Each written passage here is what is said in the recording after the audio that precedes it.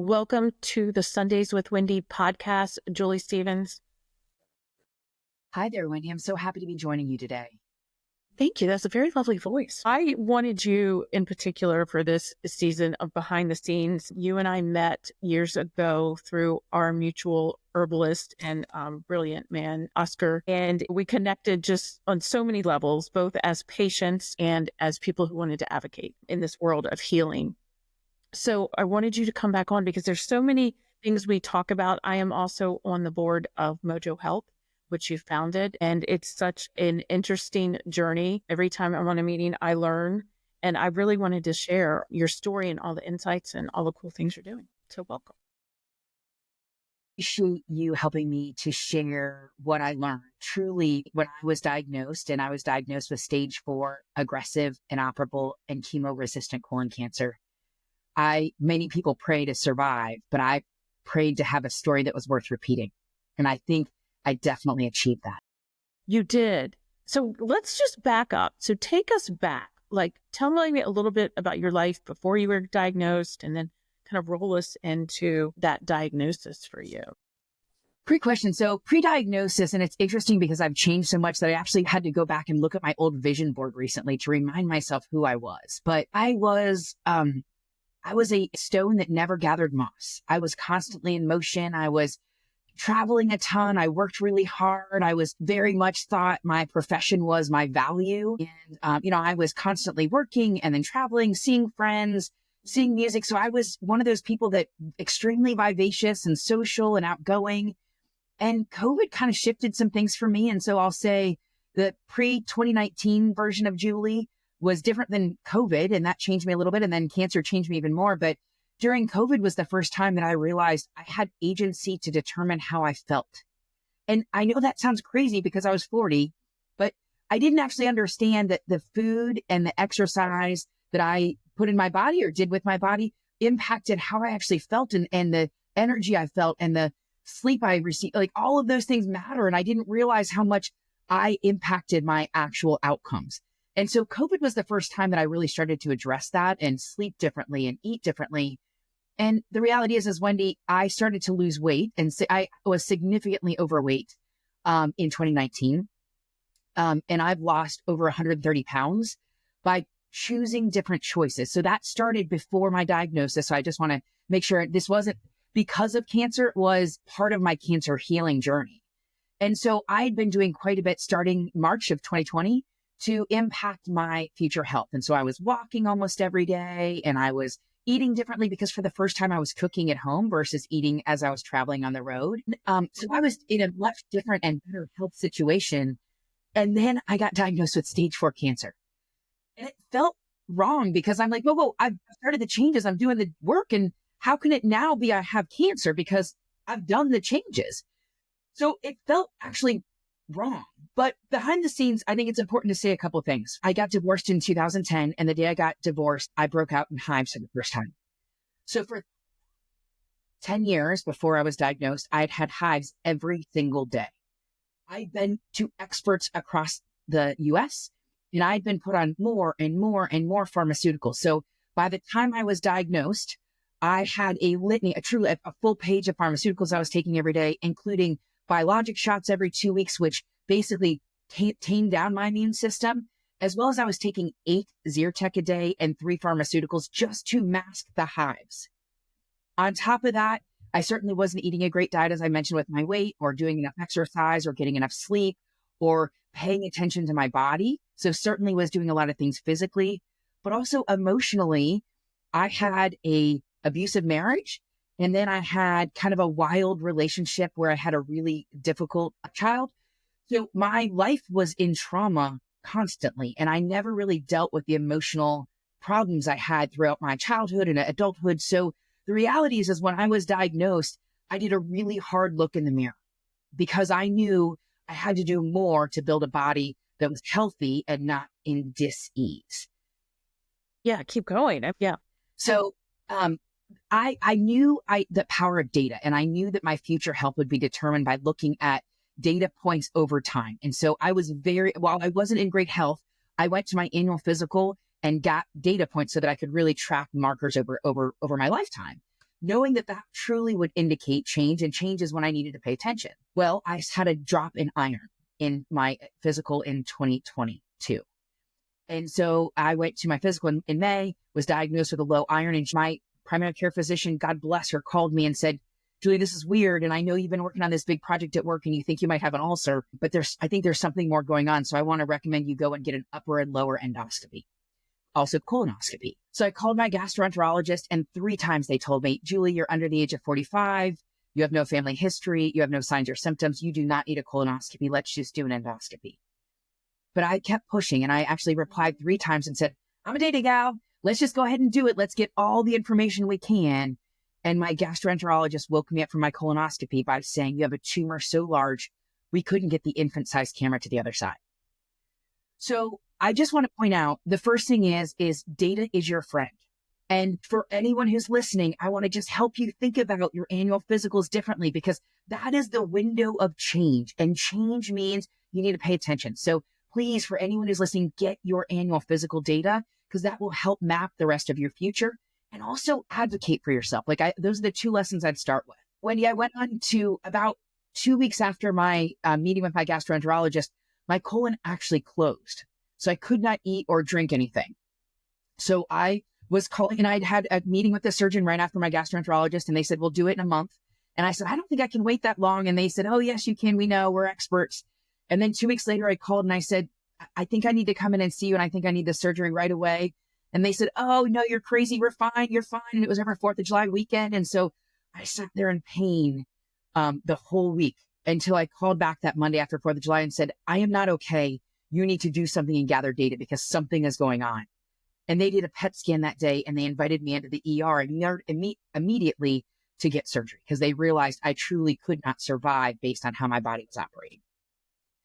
So I went in to do a right hemicolectomy, which is where they took about 1 foot of my colon out, and they took 61 lymph nodes. And about 2 days later, I got the pathology report back, and it had spread, and they staged me then at a 3C or 4. And I really had a hard emotional time accepting that information, because I was convinced I'd caught it early, despite the fact that the infant-sized camera couldn't get to the other side. And I was convinced that this was just one, I just had to have surgery and I'd be done. And that absolutely was not the case. So to walk me through that, so you now had to face these treatment options cancer patients face, like the chemo, all of these. How did that feel? So that was an interesting conversation. And I have to remind you guys, I don't know science. I didn't know really anything about health at all, but I know data. And so that first oncologist walked in, and imagine I'm in the hospital. I finished with my surgery. We get the all clear, we're discharged. My mom goes to get the car, and the oncologist happens to be walking by my room and stops in to meet me and says, we'll do 6 months of chemotherapy. And my response was to say, this certainly isn't the news I was hoping for, but how will we measure for efficacy? And she said, well, at the end, we'll do a PET scan for 6 months. And I said, oh, no, I don't think you understand. I understand that I'm going to have to handle hell in order to get to the other side. So I really need some data to show me that I'm winning the war so that I can withstand whatever this hangs at me. So how can we measure treatment efficacy before the end? And she goes, oh, honey, that's not how we do it. And that was the moment I went rogue, because I didn't know how to do it, but I knew there had to be a way to do this. And so I left the hospital, and you can imagine I was catatonic in my bed when my mother walked up to pick me up and leave the hospital. And I was like, I can't do chemo. I can't do chemo. I can't do chemo. And that's what I understood, is I can't do chemo their way. And Wendy, I made the mistake that day, and maybe it was a mistake and maybe it wasn't, of looking up my odds online and seeing I had a 14% chance of survival. And so I knew that was it, doing it their way. And so that was the moment that I said, I'm going to start to study how they heal across the globe. And so I picked different healing epicenters. So China has Chinese medicine, and India does a lot with reflexology and meditation. And the UK is probably pretty close to us, but they're not a not-for-profit healthcare system. And Turkey. So I picked these different countries where I thought they would heal differently, so that I could begin to understand what else they would do besides chemotherapy, because I understood and I thought that was the only answer. But what I learned is there are actually 6 healing toolboxes. So pharmaceuticals is one, and I would say, chemotherapy, radiation, surgery is all in that bucket. Then there's vitamins and supplements. then there's nutrition, diet, then there's lifestyle, your environment, and your healing team. Within those, as you can imagine, there's thousands of vitamins and supplements and thousands of nutrition options. So that's kind of a basic way to think of this, but I understood there's 6 healing toolboxes. So then I started to think about the data that I would need to collect. And so I studied medical school curriculum. And it's important to say, for work, I work for an industrial psychology consulting firm. And so for people who don't understand what that is, I look at business strategy and then I identify the talent to execute the business strategy and the data you can use to measure efficacy. So this was my wheelhouse, and I was just applying it instead of to understand how to teach a business how to grow to save my life. And so I started to look at what team would I need to execute my strategy, which was to live. And I started to look at medical school curriculum because I wanted to literally build a performance management strategy for my oncologist so that I knew how to hold them accountable. And what I learned in medical school is out of my 6 healing toolboxes, they had only learned 1. So I even went back to study why. And I learned in 1909, we shifted medical school curriculum away from 6 toolboxes into 1 because we shifted our model away from root cause analysis into allopathic health healing, which means it's symptom remediation. But I knew that I needed to do much more than that. And the reason I knew I needed to do much more than that was because I got genetic data. And I found out I was not one of the 8% of people who has cancer because of genetics. I was one of the 92% of people that had cancer because of epigenetics, or my choices around what I eat, drink, think, do, and breathe. So in my brain, even though my doctor told me, hey, Julie, you don't need to change your diet. You're fine. We're going to put you through chemotherapy. I knew that didn't add up because my cancer wasn't because of my genes, because of my choices. So I knew in my head I needed to change my choices to heal. So my oncologist, I realized very quickly, was the master of pharmaceuticals, but I needed to build a team to understand the rest of the healing toolboxes. So I built a team of 11 doctors and healers, from my primary care physician and gastro and surgeon and my oncologist and my therapist, which you'd probably all assume as part of my healing team, to my dentist, because so much of our health begins in our oral microbiome, to a reflexologist to help me with my nervous system, to a chiropractor to help get my brain and gut working stronger, the communication pattern, so my immune system could be as strong as possible, to my massage therapist to help me with lymphedema, or to make sure my lymphs were expressing correctly. And then, of course, to my herbalist, which is how we met, Oscar Sierra, which taught me how to play the data game. So he was actually the first member of my team that was selected. Yeah. He was, I think, maybe the second on my team.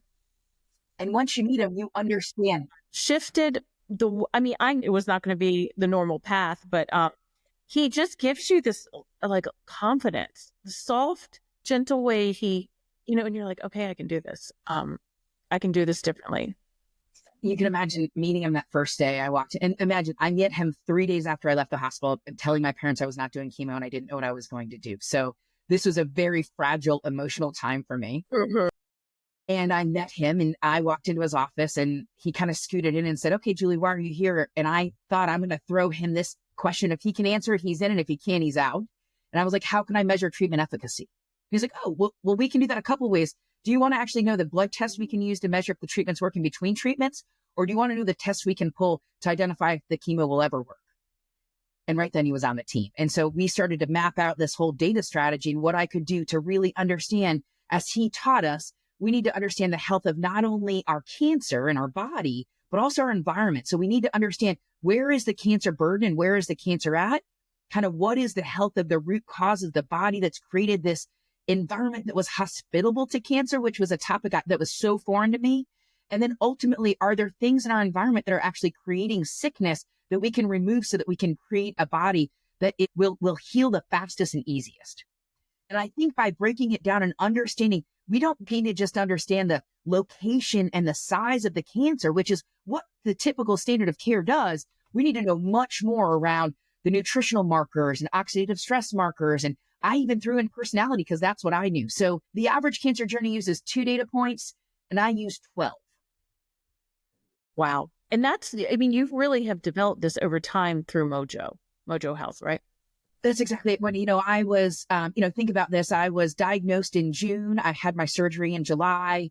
I started chemotherapy in September. I went through 2 chemotherapy sessions and understood because of blood markers I was doing outside of my oncologist that chemotherapy wasn't working.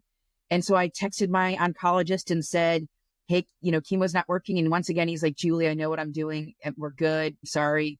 And I was like, pull your own data, but I'm not coming back in for another session. And he asked for a PET scan and did ctDNA and realized it's actually aggressive, inoperable, and chemo resistant.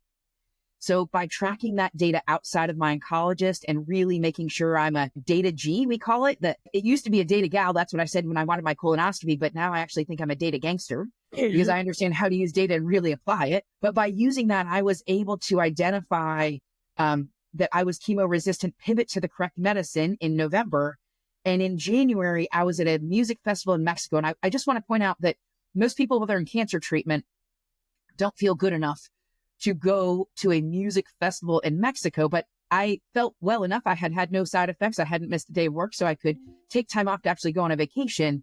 And while I was sitting on the beach, I realized I had lived a different formula to heal.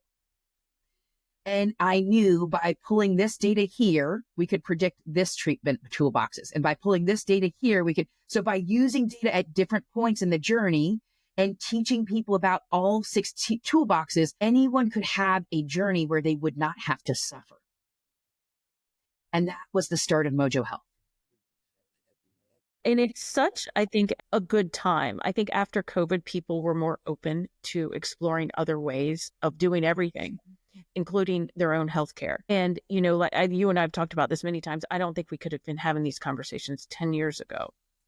Even, right? So, I very similarly had a situation like you, knew I was going to do it a different way. And, I got very discerning about even what I shared with my oncologist because they didn't want to hear it. They would kind of almost roll their eyes when I would say, I do Reiki here or I am taking, and then they would want to if I told them all the things I was taking, then they said, we need to see if it's going to interfere with your chemo. And I was like, no. So I never gave them any information because it was going to get in the way. Wendy, that is, I think, one of the most empowering things that you've said is like, how do you decide the team and what information you share and how do you negotiate that? And I think it was a real challenge. And for your listeners, I was not the average patient because I didn't exactly show up normally. When I would come to meet my doctor, I couldn't mentally handle the idea of being an infusion.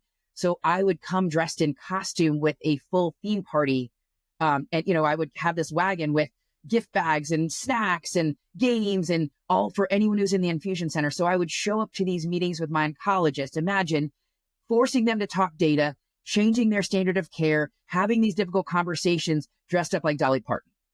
So they knew I was not the average patient right away because of the mental health and how I was really attacking this using positive psychology. But beyond that, I think it's really important to say a couple of things. And the first is most doctors are pretty risk averse. And the reality is they will tell you no because they don't want to interfere with what they know. But they don't know vitamins and supplements, nutrition, environment, lifestyle, or anything about chiropractic or acupuncture. They simply don't know. And in fact, where I live in Georgia, my doctor only has to do 20 hours of continuing education credits a year. Everything that saved my life had been released in the last 5 years. But they don't necessarily have to know about that.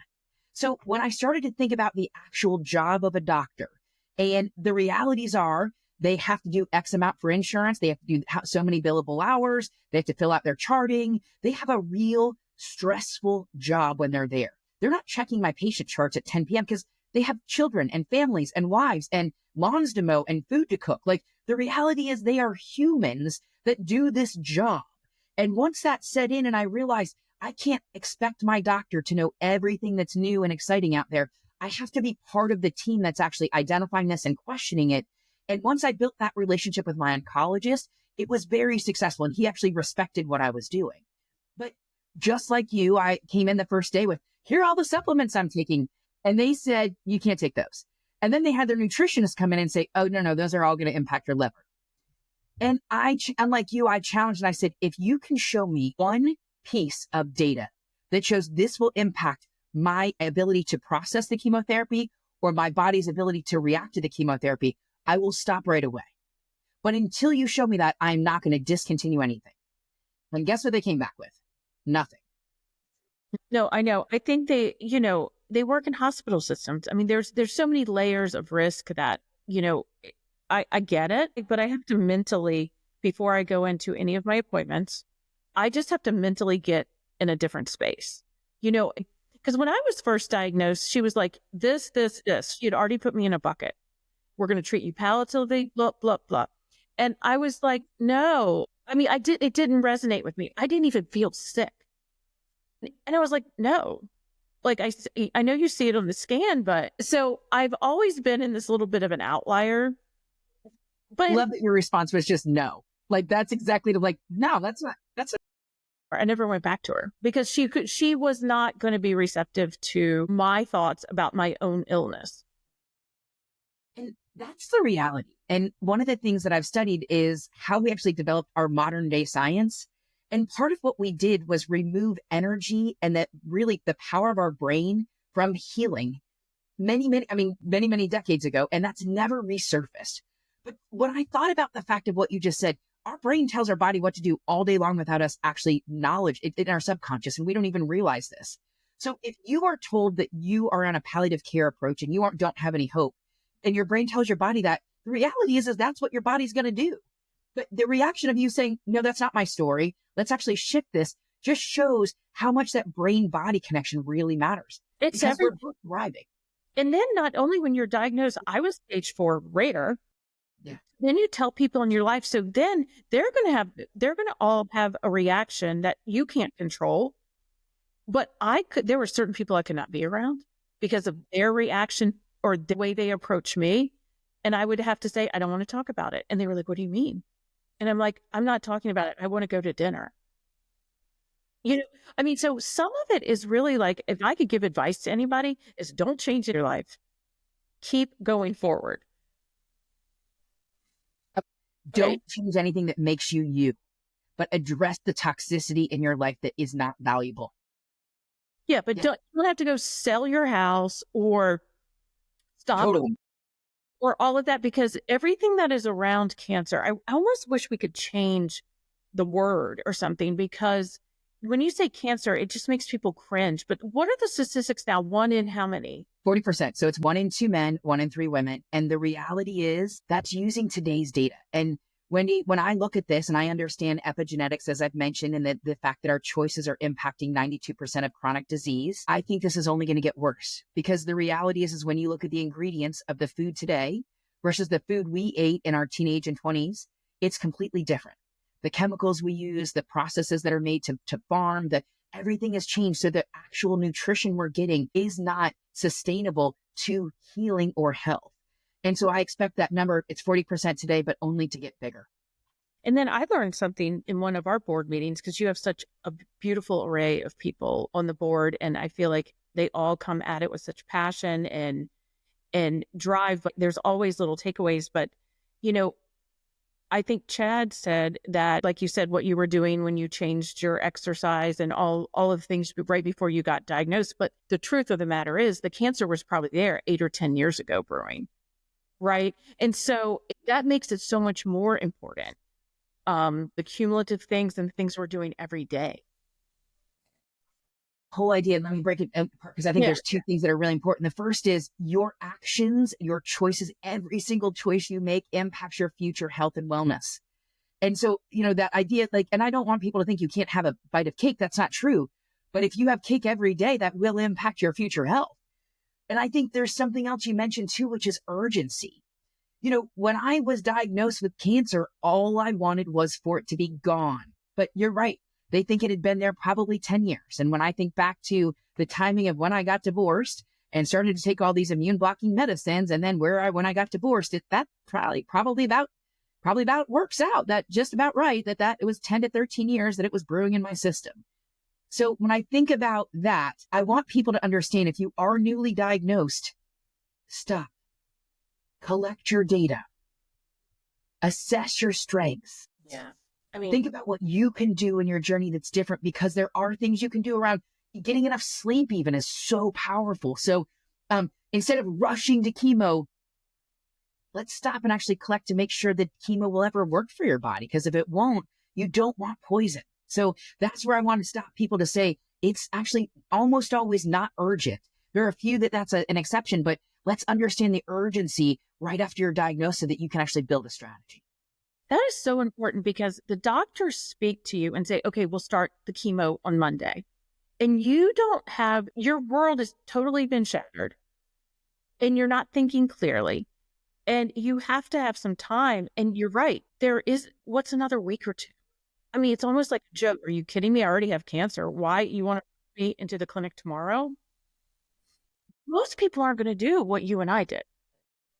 Until they know that there's an option B. And that's my point, is we need to get to people before they're sick, because once you're diagnosed, you're in fear mode and you're going to do whatever they tell you, unlike us, because we actually were challenged by what happened. But I think sorry, you just said something. I just forgot it. You before this fear mode. The idea is, though, we can build your body up. And this was one of the things that Oscar taught me, which I want to make sure everyone understands.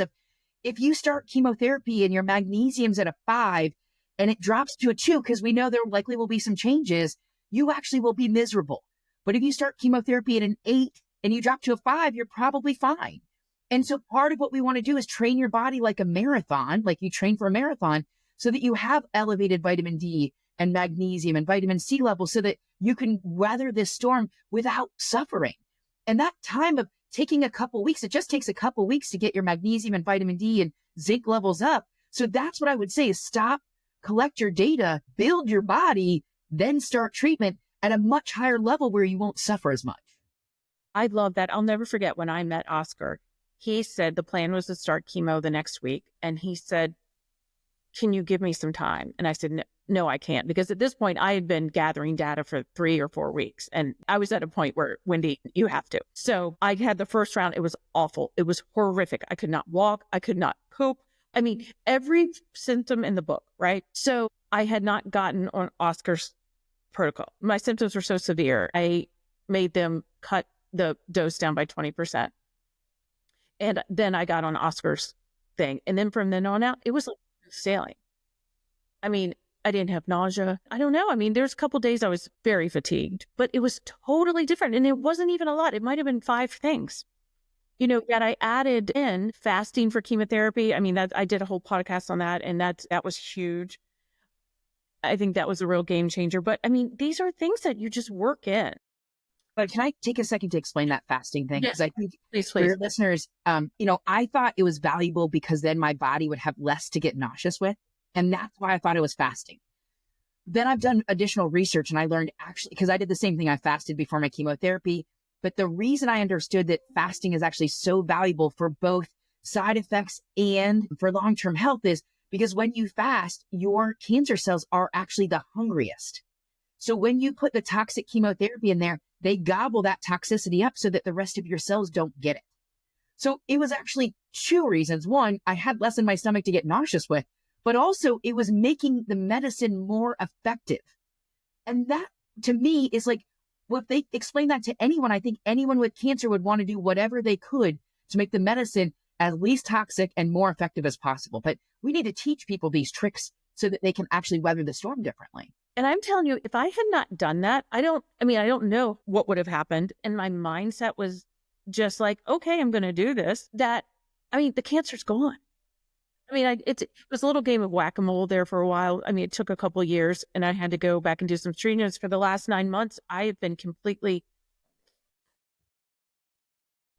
It's such an interesting thing too. I mean, it was, again, understanding that you can live with cancer, that there's a cancer, like some of us may have cancer a few times in our life and we will just have to climb some hills and change some things and do some medicines. But like, this is a recoverable disease when you understand the root of your body and how to keep it healthy. This is all no big deal. And as you're tracking your data. So I also want to kind of destigmatize this cancer as a death sentence, because I actually don't think for most people it is when you actually are proactive.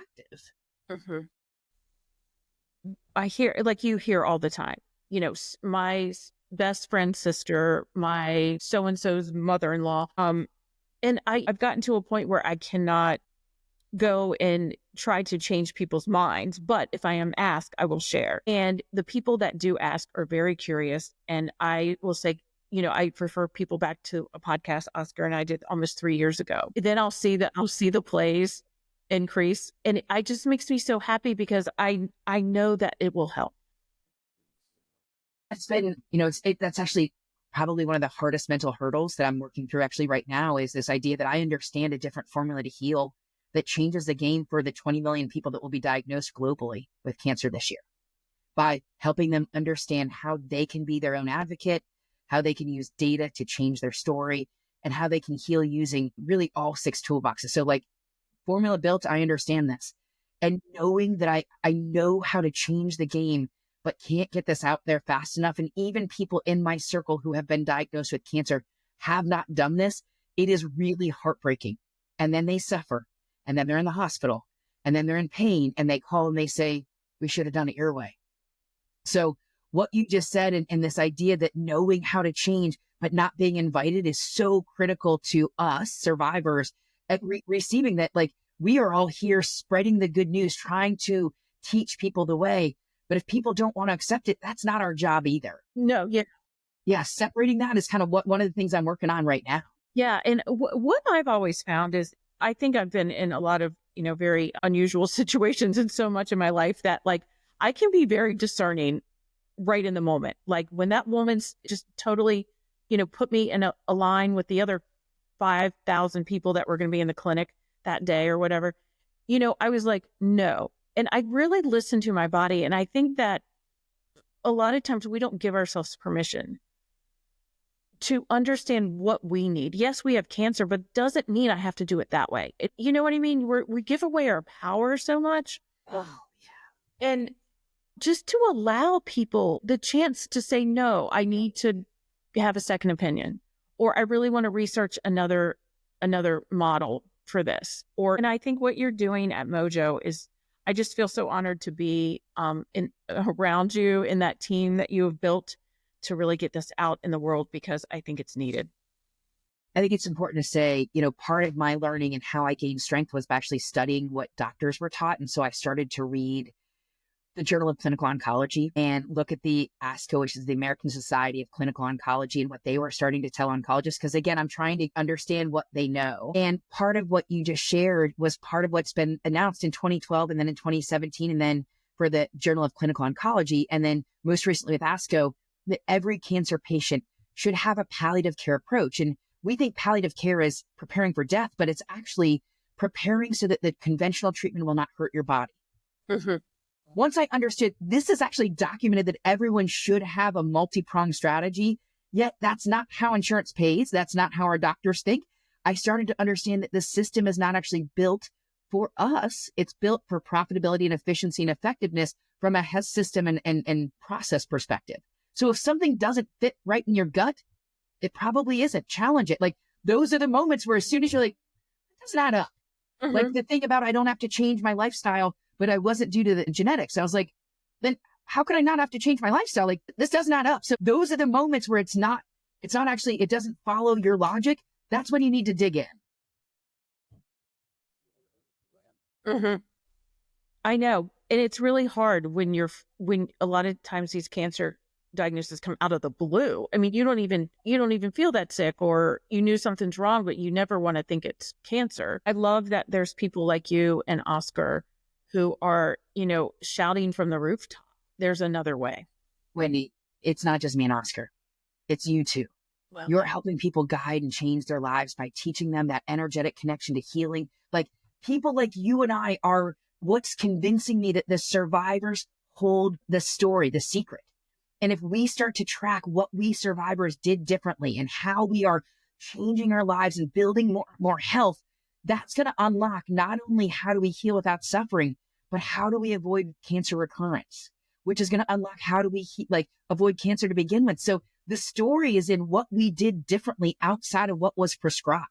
And that's what motivates me every day, is to figure out how we can tell these stories so other people can access this information. But that's what you are doing right at this moment. So don't say this is what Oscar and I are doing. This is what we are doing, because we're all the change agents that have to come to help other people understand there's a better way to heal. And I don't think we can talk about healing without talking about something else we have in common, which is music. I love it. I've been doing so much research on this because I actually think in the future, chemotherapy will be something we think of as a barbaric treatment of the past. Now that we're seeing that things like sonic waves and music frequency and sound frequency can do so much to cellular structure, that's the future. And so I've wondered many times, is it the 51 concerts I went to? Is it the change in diet? Is it the sleep I got? Is it the shift in the healing team? Is it the pharmaceutical medicine? Like, what really healed? And I don't think it was just one. I think it was a combination of all those. But tell me about how music influenced your journey. Gosh, so I am the founder and president of the Benjamin Goldberg Foundation after my son passed away from a rare cancer called neuroblastoma. But during his journey, his father was a big radio kind of shock jock in his early years, and I was always drawn to movement and dance.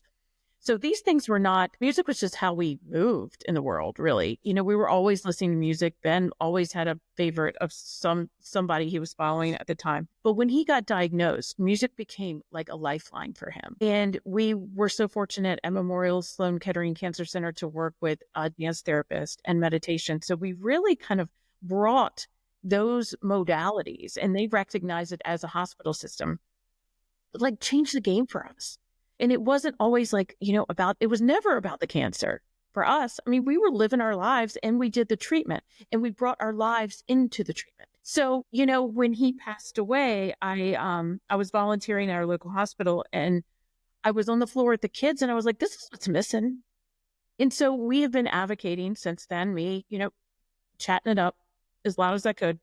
And it's really shifted things. I mean, the hospital now has hired a music therapist, an art therapist. They have changed the name of their child life department to integrated care because they said, Wendy, we're doing so many integrated therapies. So all of these families that walk through this hospital will have access to the things that, Ben didn't necessarily when he was there. So, in treatment, I just researched these frequencies that were very healing, and I created an HC Healing Tone playlist. I think I have it on one of our websites for the foundation, but I played that while I was getting my chemo.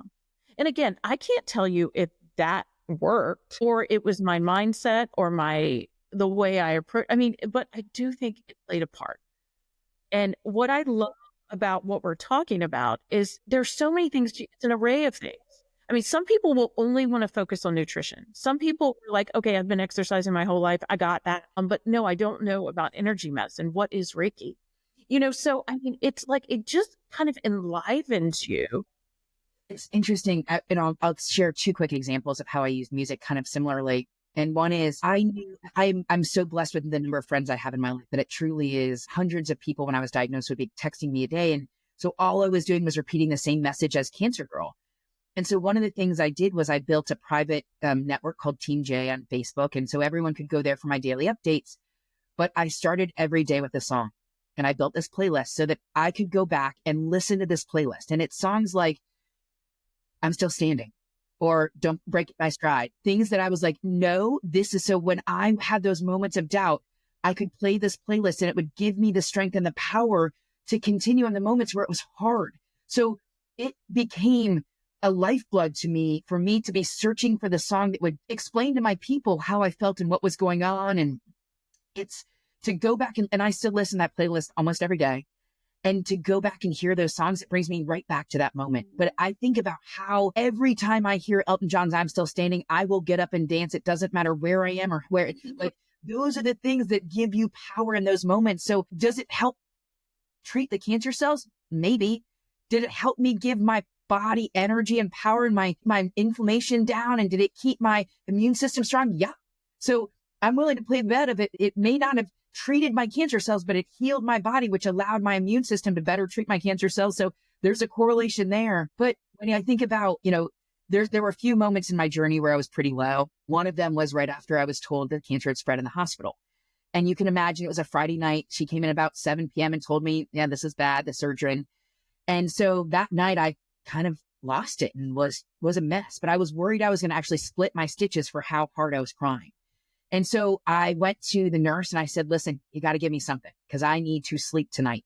And when I wake up, I will build my strategy to change the world. And she kind of laughed at me.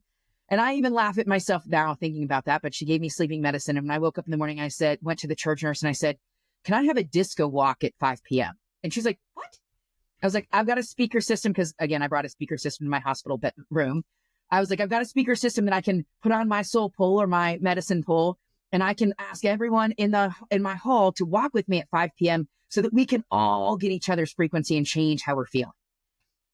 And again, you can imagine all day I built this playlist, and it was things like staying alive that we all need. And so at 5 p.m., I had taken a shower and put on a dress and earrings, and I was out there with my soul pole and my speaker and walking out these rooms and changing the frequency of the entire hospital unit.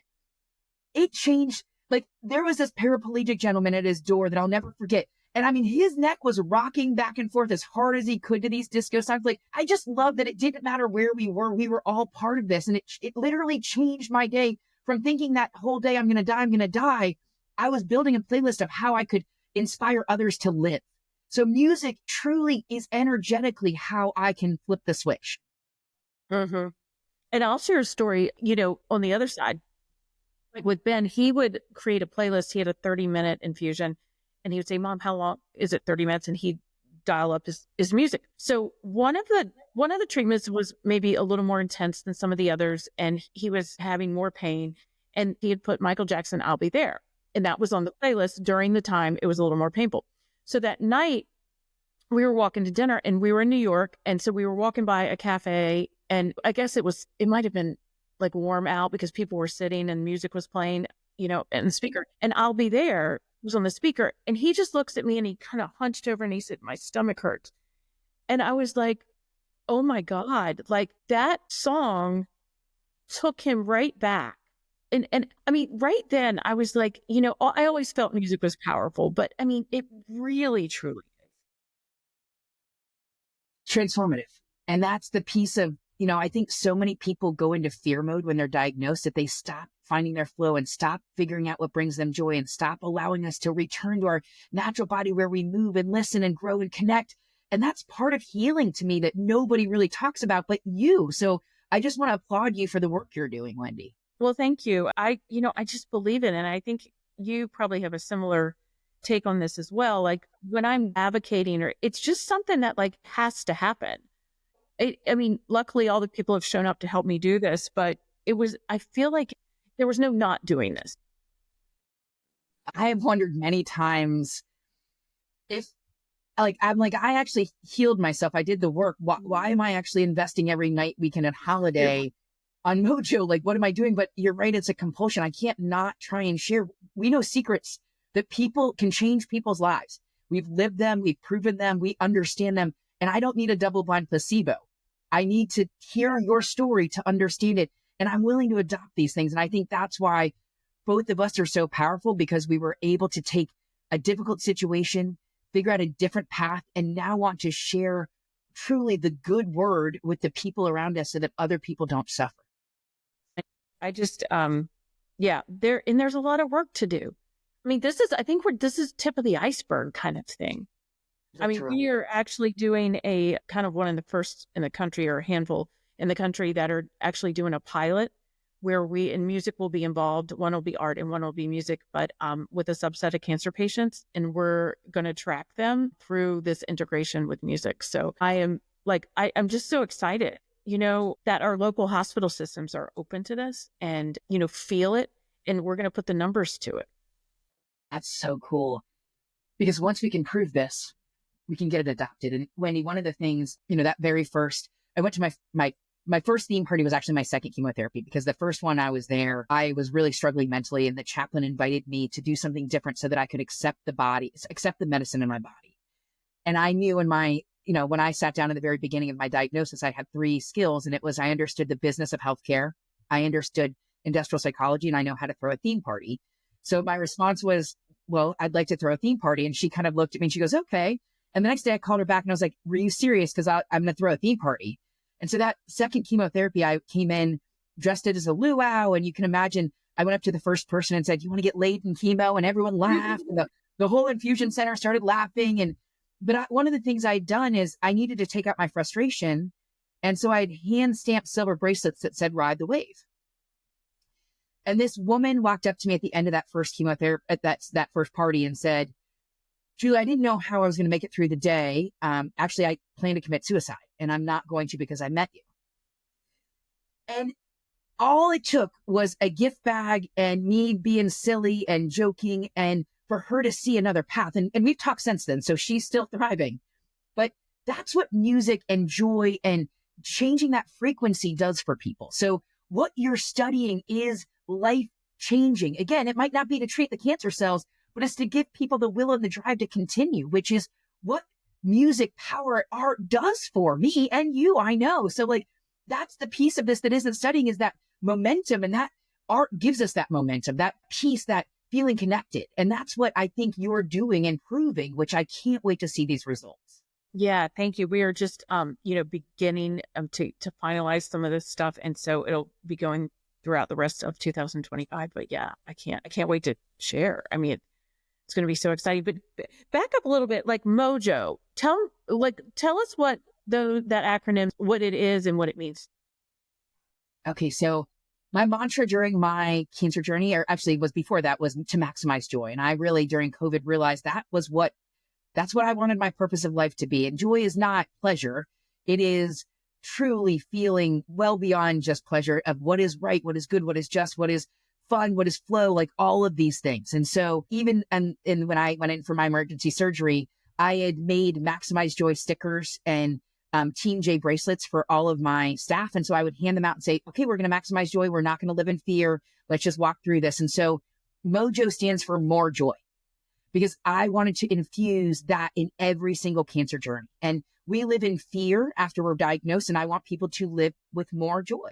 So it became Mojo Health. And so Mojo Health right now is a 5C3 nonprofit. We are a patient empowerment resource designed to change the path for future cancer patients. The reality is what we are is, and most people, the health coaches want to charge you for every piece of learning that they want to give you. And that is the exact antithesis. And we have built a tool so that anyone can come to our website and understand how to avoid side effects. So what are the supplements, the diet, the lifestyle, or the healers you can use to build your body up to outmaneuver pain? Or we built resources so that you can come and take a diagnostic on our website that'll teach you why your body could be hospitable to disease. So Mojo Health exists to equalize the playing field so that anyone of any economic center can achieve the same healing results that we did. I woke up many nights while I was healing crying because I understood I have a great job. I had, the income that I could spend towards these holistic healing approaches, but the single mom would never have done that because they would have saved their resources for their children. And they would have never known that these things were a possibility. So Mojo Health is designed to give them these same advantages quickly, served on a silver platter, so they don't have to spend the hours and hours we did doing research on what else we could do. And the truly tens of thousands of dollars. My goal is to build this database so that we can actually serve this information to patients, but on the back end, build the business case so that insurance companies will actually pay for what really heals, not just treats cancer. So we are a upfront and empowerment resource for our patients. And the back end is we're working to build the data set to identify the exact healing choreography so that people don't suffer, and we can get insurance companies to actually pay for this so that it's affordable and accessible to all. I just love it. And we have a board meeting, a retreat this Saturday, and I'm flying in because everyone's in Atlanta and I'm not, but I can't wait. I am so thrilled for you to join us and meet, because it is such a cool group of an oncologist and holistic care providers and survivors and people who've worked for the American Cancer Society, and all of these people who are committed to our mission for different reasons coming together to try and change the world. And that to me is one of the most beautiful uses of energy I could ever imagine, is people who are truly the change they want to see in the world. And that's what we are. And I too love, I'm your treasurer. So I kind of love that I get to serve in that capacity as well. I get to bring this original skill I have to it, but I also have this very passionate story, and connection to it too. So it's doubly exciting for me. Agreed. I can bring my experience in the world of industrial psychology to this as well. But now we're both cancer vigilantes. And that's what we're I feel like we need our Power Ranger outfits out there. We may have to get our own scrubs that show cancer doesn't have to suck, That's where I think the cool part of us is bringing what we have been trained in our brain of how we can create value for the world and then applying that to what our mission is, which is changing the world for cancer. And I think that's the most beautiful part of both of us. If everyone has a skill set, everyone has a strength, we are all spiky profiles. Whatever it is that you're good at, bring that to our mission and join us. I love it. Well, I cannot let you go without asking you a question that I ask all my guests. What does the word healing mean to you? Success. You know, I think this is a really interesting take on this, but I used to think success was money or status or things or connections or people. But I now think it's healing, because when we are healed, we can serve in such a beautiful and cool way than when we're not healed. So I think that's probably not a definition you've got before, but healing to me is success. It is my ultimate goal. It is my driving value to be healthy. And I really choose every day to make as many good decisions as I can. And the decisions that are not good for me, I make sure I really enjoy. I love that. Well, tell us, where can we find out more about Mojo Health? Please go visit our website, mojohealth.org, and that will have tons and tons of information, from interview guides for your oncologist to a job description as a patient to how you can build your body up to avoid side effects to how you can identify the root causes of disease. All of those resources are there on our website for you for free. You can also follow us on social media. We are on Facebook, Instagram, TikTok, LinkedIn. So please go out and follow and share Mojo Health with your community. The reality is if people understand that there are data points they can measure in their annual physical that will predict their likelihood to have cancer, we will change the fact that 40% of Americans will be diagnosed. I love it. And I can't wait to give you a big hug on Saturday. Wendy, I am grateful beyond measure for you helping, changing, advocating, guiding, being a beacon of what is possible. So thank you. We'll see where all this takes us. I mean, power twins activate. I love it. Yes. Well, I'll see you Saturday. And as you said, I cannot wait to give you a hug. Okay. I'll see you soon. Can't wait.